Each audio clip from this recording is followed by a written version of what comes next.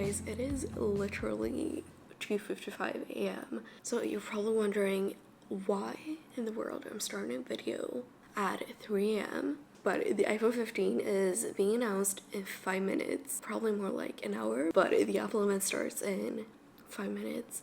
In the US, it's at 10 a.m., but that is literally at 3 a.m.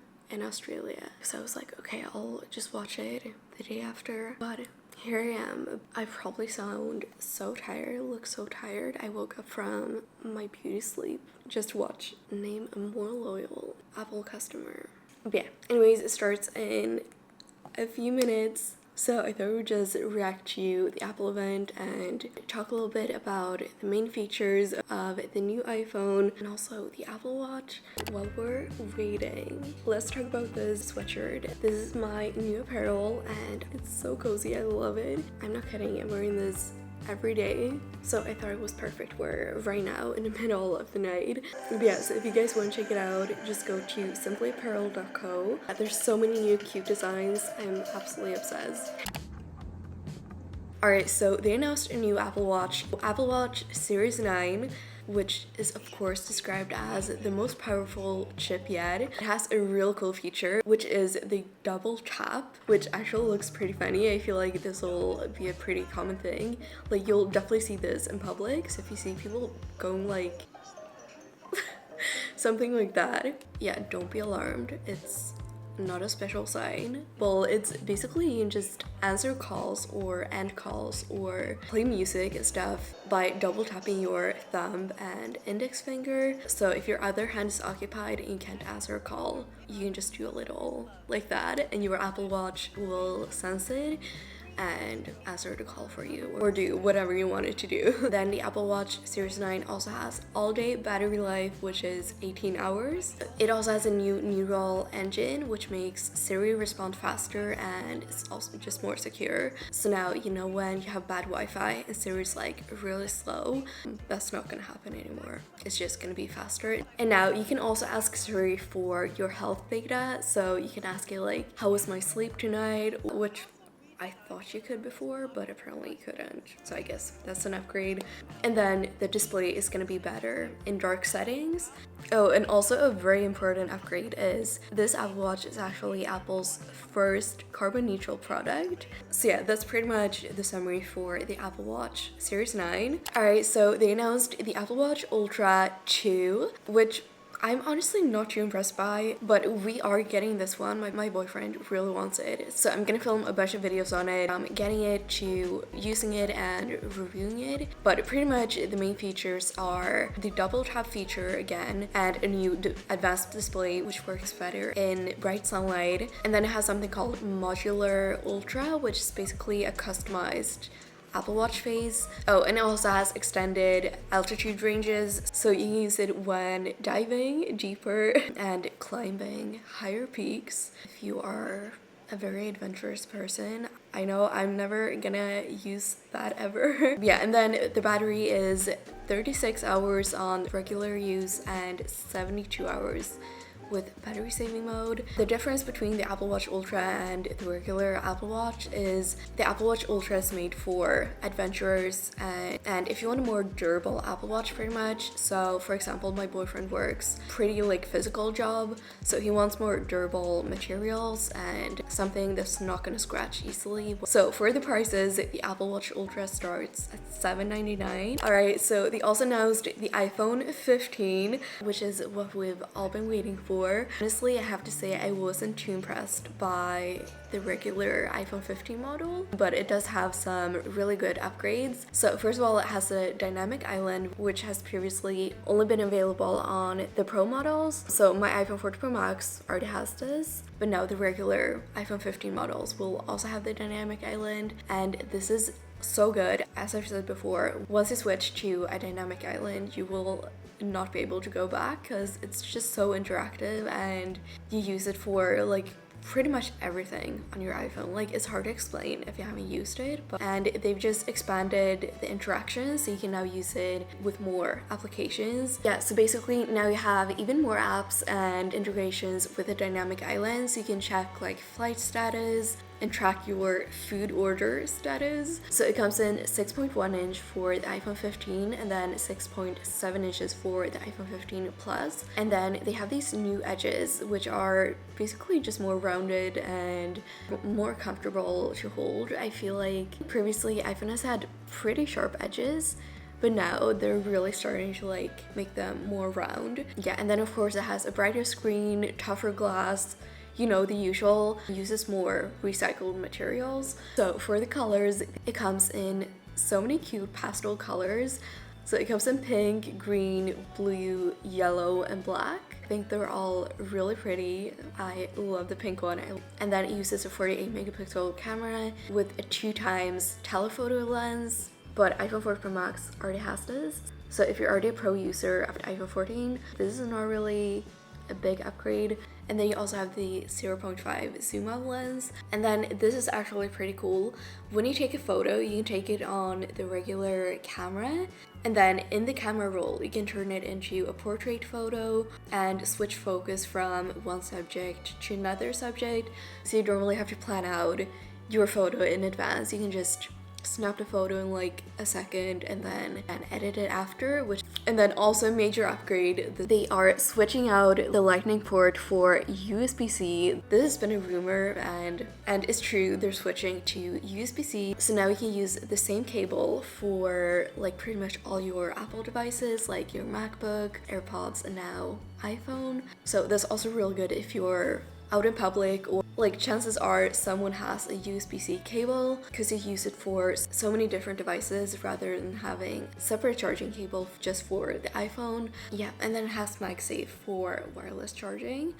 But that's pretty much it for the iPhone 15. I feel like there weren't really any major upgrades, but of course Apple always saves the major upgrades for the Pro models. So they announced the iPhone 15 Pro, which actually has a lot of cool new features. So same thing as for the iPhone 15, it looks really comfortable compared to the old models. It has like more rounded edges. Keep you guys updated if it actually feels more comfortable, if you can actually feel a difference.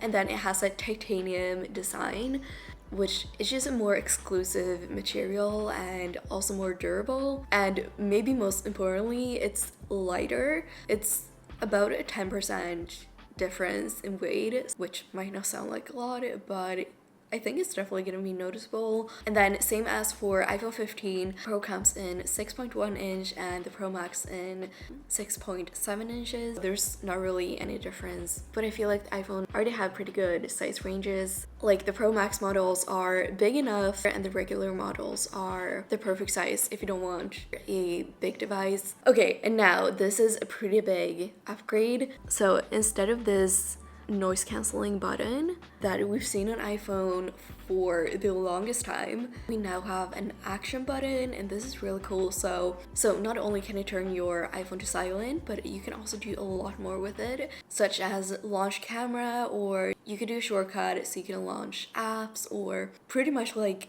whatever you want. So just by tapping this button, you're gonna be able to do a shortcut for pretty much anything on your iPhone. And then they also mentioned standby, which is basically when you turn your iPhone to the side, you're gonna be able to have this aesthetic clock. Well, you have a customizable view basically, so you can do a digital clock or have your calendar showing. And we actually tried this out a few days ago because this is already available on the iPhone 14 as well, and it is really cool. Like you can have reminders or your camera roll showing. Alright, and then it has an improved camera. This is probably what I'm most excited for because the iPhone 14 Pro Max camera has been a struggle. Actually, I haven't seen many people complain about the iPhone 14 Pro Max camera, but I have literally been complaining about this every single day. I am not a big fan of it. Like, the quality's fine for the most part, but actually, like, a lot of times I'm taking photos and I'm like, is something actually wrong with my camera? Because I feel like it's almost worse than previous iPhone models. And also it has such a hard time like focusing. Sometimes I'm literally waiting for 10 seconds for it to focus, and then even when I press the screen to like try to make it focus, it doesn't work. Yeah, I don't actually know what's up with that, but I'm really excited for a new camera. And this is a 48 megapixel camera with a 24, 28, and 35 millimeter lens. And now you have a lot more zoom range. So right now you can zoom in 3 times. Oh, now you're gonna be able to zoom in 5 times. That is actually a lot. Like, you can see how close that is. 5 times is gonna be quite a lot. And you have everything from 18 millimeter focal length to 120. Like 120, that's like usually a really big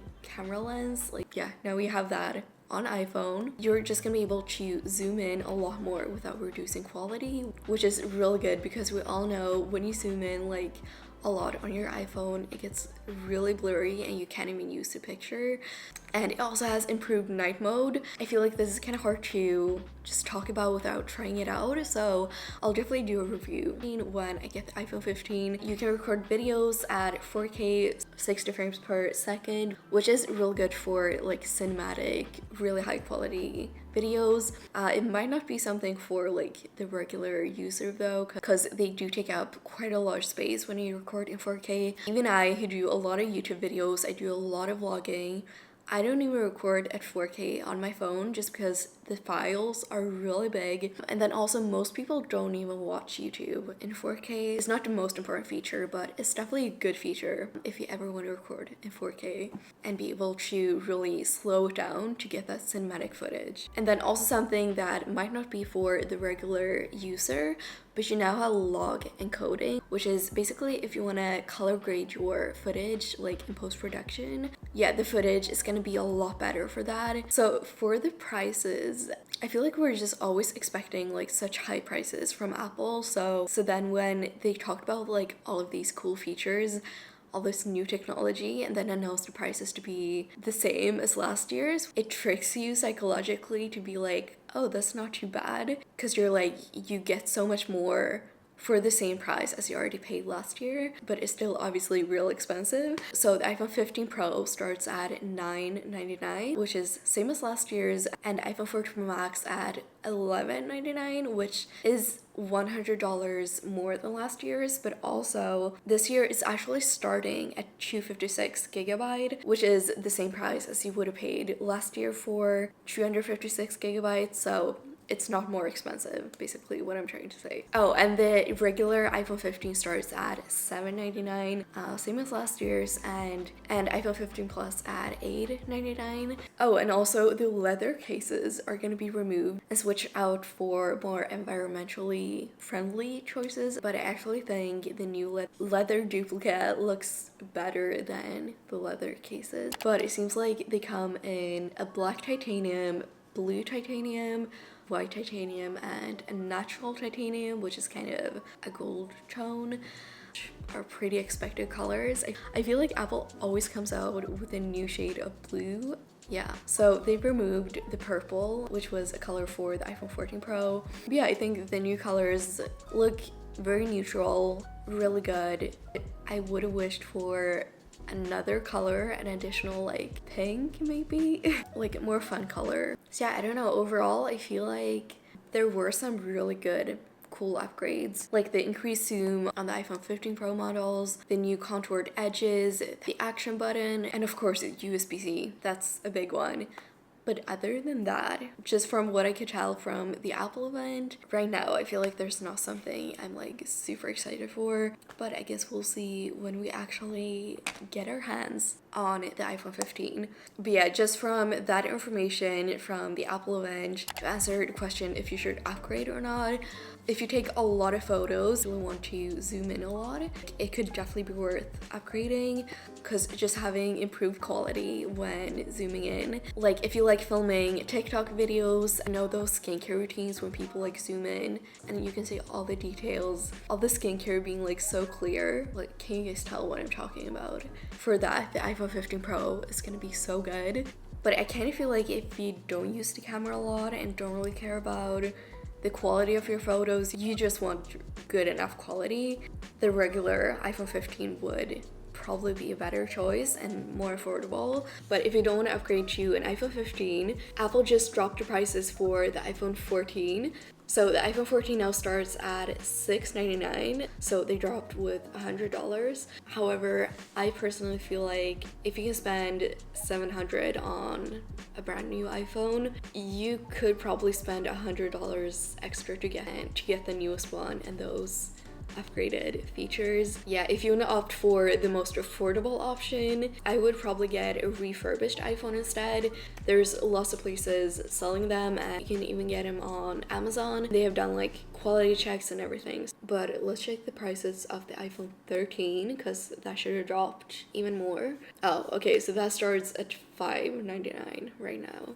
Also keep in mind, if you have an old iPhone, you can always trade it in at the Apple Store. If you want to get the iPhone 15, you can get it for cheaper when you trade in your iPhone. However, a little secret, if you want to get more value for your money, if your iPhone is in good condition, I would sell it on like another marketplace, like Facebook Marketplace. So I actually sold my iPhone at one of those instead of trading it in, and I got like double the value as if I would have traded it in. So on the Apple website, it says if you have the iPhone 14 Pro Max, you can get up to $650, which is actually pretty good. So the natural titanium, it's a bit different than the iPhone 14 Pro Max gold color. We can put a side-by-side comparison, but you can definitely tell it's a bit of a darker shade. Kind of has some more gray tones to it. So yeah, stay tuned for a bunch of iPhone 15 content. Let me know which one you're gonna order, if you are getting it, or if you think it's not worth upgrading and you're just gonna keep your current iPhone. Yeah, thank you so much for watching, and I'll see you next time. Bye.